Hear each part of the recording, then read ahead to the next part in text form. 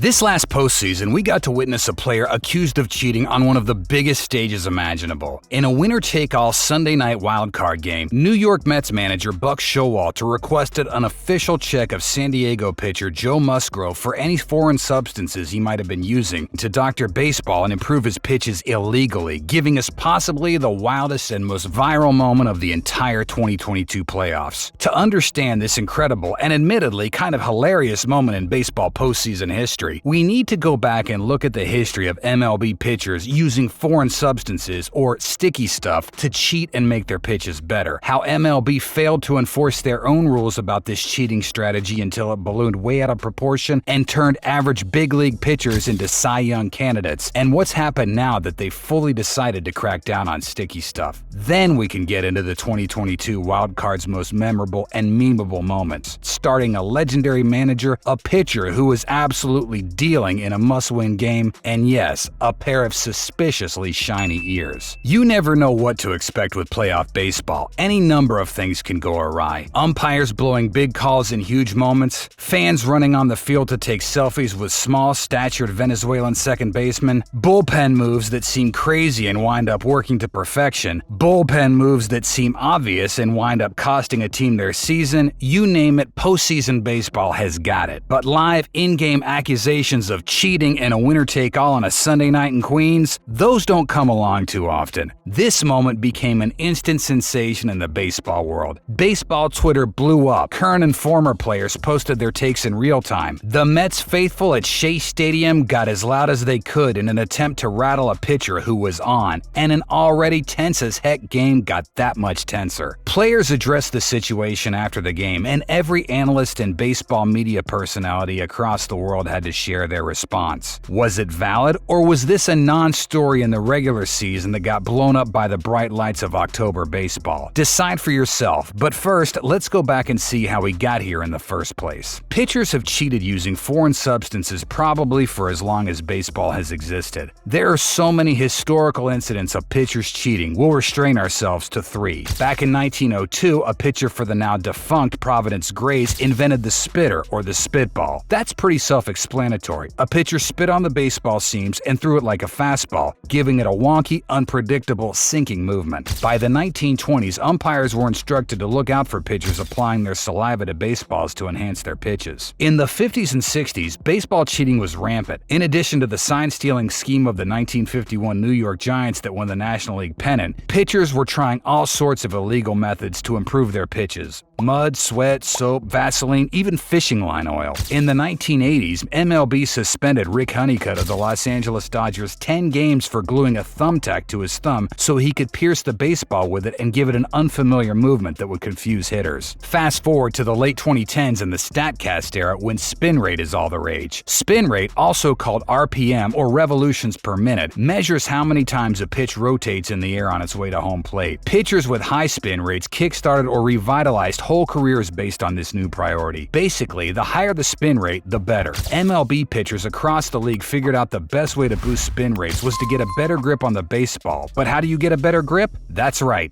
Sticky stuff, spider tack, pine tar, sunscreen, and rosin. Some homemade witch's brew concocted in Trevor Bauer's pitching laboratory. Word got out and pitchers all over MLB started following suit. The average spin rate skyrocketed in the 2021 regular season, only to plummet once MLB finally announced in June of that year that they were going to start enforcing the sticky stuff ban, including frequent checks of pitchers for foreign substances by umpires. This was arguably the biggest story of the 2021 season. Baseball media got so many moments out of the sticky stuff saga. Josh Donaldson mocking Lucas Giolito after homering off of him, waving his hand and shouting, "It's not sticky anymore." Garrett Cole giving the most suspicious and Kermit-esque soundbite in MLB history, and all the pitchers' hilarious antics during their first few sticky stuff checks, including Sergio Romo's striptease and a check of Max Scherzer that led to a screaming match between Philadelphia and Washington's coaching staffs. And the trash talk surrounding all the sticky stuff drama continues even now. Alek Manoah of the Toronto Blue Jays just recently went on Serge Ibaka's podcast and called Garrett Cole the worst cheater in baseball history for Cole's alleged use of spider tack and other substances to improve his spin. Blue Jays and Yankees games should be very interesting come 2023, but none of those moments compare to what happened during the 2022 NL Wildcard Game 3 between the San Diego Padres and the New York Mets. Let's get into it. By the end of 2022, spin rates around the league rose back up to a level similar to the levels achieved pre-sticky stuff enforcement. Did pitchers find a new way to cheat? Was MLB looking the other way? Nothing is definite, but spin rates were definitely rising, and managers suspected something was up. Joe Girardi of the Phillies, before he got fired, requested a check of Cleveland Guardian James Karinchak that led to a crew chief running his hands through Karinchak's hair like a man in love. It was only a matter of time before such a thing happened under the bright lights of October baseball. And boy did it. In a winner-take-all